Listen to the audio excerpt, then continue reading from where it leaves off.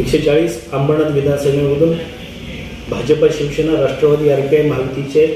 सर्वांचे लाडके उमेदवार डॉक्टर बालाजी किनीकर, महायुतीचा धर्म म्हणून भारतीय जनता पार्टी अंबरनाथमधून भाजपाने ज्या दिवसापासून डॉक्टर बालाजी किनीकर यांनी फॉर्म भरला त्या दिवसापासून भारतीय जनता पार्टीचा कार्यकर्ता बूथ लेवलवरती घरोघरी जाऊन संपर्क करून महायुतीचे उमेदवार डॉक्टर बालाजी किनीकर यांना विजयी करण्याकरता धनुष्यबाणाचा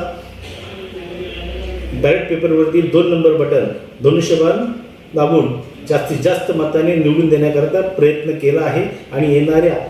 20 तारखेला सकाळी 7 ते संध्याकाळी 6 वाजेपर्यंत बूथ लेवलचा आमचा कार्यकर्ता प्रत्येक मतदाराला